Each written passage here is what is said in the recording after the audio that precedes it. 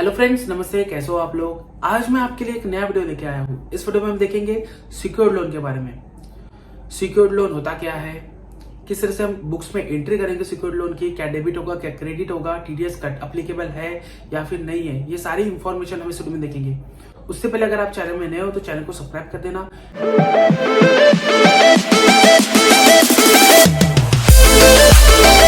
तो secured loan होता क्या है। सिक्योर्ड लोन, अगर आपने किसी इंडिविजुअल फर्म या फिर पार्टनरशिप फर्म या फिर कंपनी के बैलेंस शीट देखा होगा, उसमें आपको सिक्योर्ड लोन की डिटेल्स मिलेंगी। यानी इस तरह की जो फर्म्स है, कंपनियां हैं, लोन्स लेती है प्राइवेट बैंक से या फिर गवर्नमेंट बैंक से या फिर फाइनेंशियल इंस्टीट्यूट से। अगर बुक्स में इस तरह से लोन लिया हुआ है और जब हम बुक्स में एंट्री करेंगे तब उसका लेजर बनाएंगे, तब हमें उसे सिक्योर्ड लोन करके ग्रुप देना पड़ेगा।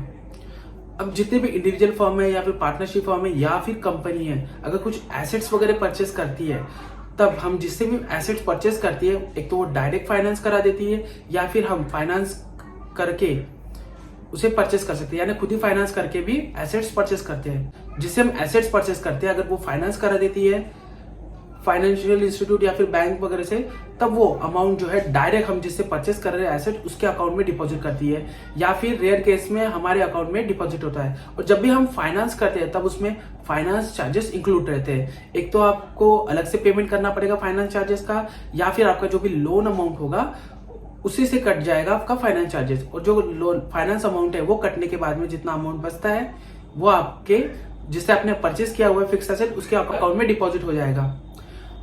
तो आप किस तरह से फाइनेंस चार्जेस की एंट्री करोगे। इन केस आप जिससे एसेट परचेस कर रहे हो, अगर उसके अकाउंट में डायरेक्ट अमाउंट गया हुआ है, तब आपको आपके बुक्स में किस तरह से एंट्री करनी है। आपको जो है जनरल वाउचर यूज करना है। आपको डेबिट करना पड़ेगा फाइनेंस चार्जेस अमाउंट, जितना भी फाइनेंस चार्जेस आपसे लिया होगा आपके फाइनेंस वाले बैंक ने, उसकी डिटेल्स आपको सेंक्शन लेटर में मिल जाएगी। और अगर वो शेड्यूल प्रोवाइड करते तो शेड्यूल में भी आपको डिटेल्स मिल जाएंगी। तो आपको डेबिट करना पड़ेगा फाइनेंस चार्जेस को, और फाइनेंस चार्जेस करके लेजर का नाम लिखना पड़ेगा और उसको इनडायरेक्ट एक्सपेंस में डालना पड़ेगा। उसके बाद में आपको डेबिट करना पड़ेगा, आप जिससे फिक्स एसेट परचेस कर रहे हो, जितना अमाउंट उनको ट्रांसफर हुआ है लोन का, उतना आपको डेबिट करना पड़ेगा। और क्रेडिट करना पड़ेगा आपके फाइनेंस बैंक को, यानी आपने जिससे फाइनेंस हुआ है आपका, उसे आपको क्रेडिट करना पड़ेगा। और आपको जो है उस लेजर आप जब भी बनाओगे, फॉर एग्जांपल जैसे आपने आईसीआईसीआई बैंक से लिया होगा, तो वो आईसीआईसीआई बैंक का आपका लेजर बनाना है, उसको ग्रुप देना है सिक्योर्ड लोन। अगर आपका पेमेंट जो है डायरेक्ट आप जिससे एसेट परचेस कर रहे हो उसके अकाउंट में गया होगा, तो इस तरह से आपकी एंट्री होगी। फिर आप नरेशन में लिख सकते हो, बिन amount finance and paid to particular party at the rate इतना परसेंटेज और इतनी इसकी इंस्टॉलमेंट होगा। इस तरह से आप नरेशन लिख सकते हो। अगर आपका जो फाइनेंस है वो आपके बैंक अकाउंट में आया, तब आपको रिसिप्ट एंट्री करना है। आपको डेबिट करना पड़ेगा आपका बैंक अकाउंट और क्रेडिट करना पड़ेगा लोन अकाउंट। जैसे कि फॉर एग्जांपल आपने आईसीआईसीआई बैंक से अगर लोन लिया होगा, तो जो लोन लेजर आप बनाओगे उसे सिक्योर्ड लोन दोगे, आपको उसको क्रेडिट करना है और आपके बैंक अकाउंट को डेबिट करना है। उसके बाद में आप पेमेंट करोगे जिसे आपने एसेट परचेस किया हुआ है, तब आप जिस भी पार्टी से परचेस किया होगा एसेट, उसे आपको डेबिट करना है और क्रेडिट करना है आपके बैंक अकाउंट को। तो इस तरह से आपकी एंट्री होंगी। अगर आपके अकाउंट में डायरेक्ट अमाउंट आया तो आपको रिसिप्ट एंट्री करनी है, आपको जो है डेबिट करना है आपके बैंक अकाउंट को और क्रेडिट करना है सिक्योर्ड लोन के लेजर को। और अगर आप फाइनेंस चार्जेस कैश में पेड करते हो या फिर बैंक से पेड करते हो कि चेक का यूज करके पेमेंट करते हो, तब आपको डेबिट करना पड़ेगा फाइनेंस चार्जेस और आपको क्रेडिट करना पड़ेगा आपका बैंक अकाउंट या फिर कैश अकाउंट।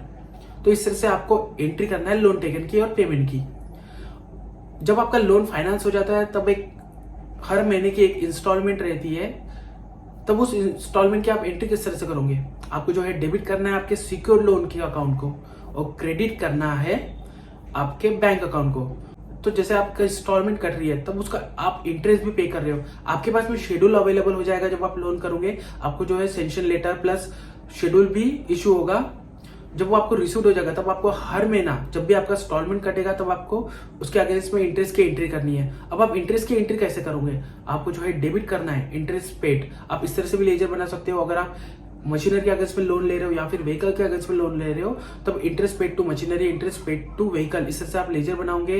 या फिर आप इंटरेस्ट पेड करके भी लेजर बना सकते हो और उसे ग्रुप देना पड़ेगा आपको इंटरेस्ट पेड, यानी उसको ग्रुप देना पड़ेगा आपको इनडायरेक्ट एक्सपेंसेस।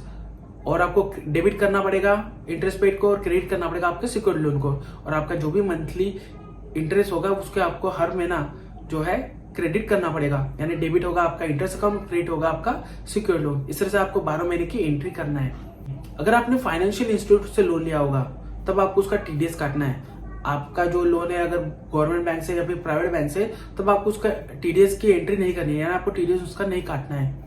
आपको सिर्फ फाइनेंशियल इंस्टीट्यूट का टीडीएस काटना है, जैसे कि टाटा फाइनेंस, इस तरह के जो फाइनेंस इंस्टीट्यूट है जो फाइनेंस प्रोवाइड करते हैं प्राइवेट सेक्टर वाले, उसका आपको टीडीएस काटना है। अगर आप 5,000 से ऊपर का इंटरेस्ट उनको पे करते हो तब आपको उसका टीडीएस काटना है। अब आप टीडीएस काटोगे तो उसकी एंट्री कैसे करोगे?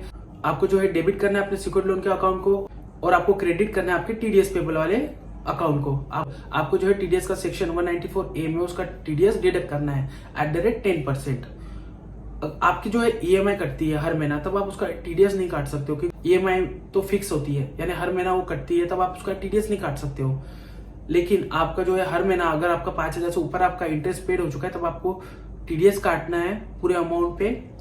और आपका जो क्वार्टरली रिटर्न जाएगा, तो रिटर्न सबमिट होने के बाद में आप टीडीएस सर्टिफिकेट यानी फॉर्म नंबर 16 डाउनलोड करके आपने जिसका भी टीडीएस काटा होगा उसे आप सबमिट करके रिफंड क्लेम कर सकते हो। तो इस तरह से आपको सिक्योर्ड लोन की एंट्री करनी है, ग्रुपिंग करनी है, और अगर टीडीएस के लिए अप्लीकेबल है, जैसे फाइनेंशियल इंस्टीट्यूट से आप लोन लेते हो, तब आपको उसका टीडीएस भी काटना है अगर आप 5,000 से ऊपर का इंटरेस्ट भरते हो। अगर आपको वीडियो इन्फॉर्मेटिव लगा होगा तो प्लीज चैनल को सब्सक्राइब कर देना, वीडियो को लाइक कर देना, अपने दोस्तों के साथ में शेयर कर देना। तो मिलते हैं नेक्स्ट वीडियो में, तब तक के लिए जय हिंद, जय भारत, वंदे मातरम।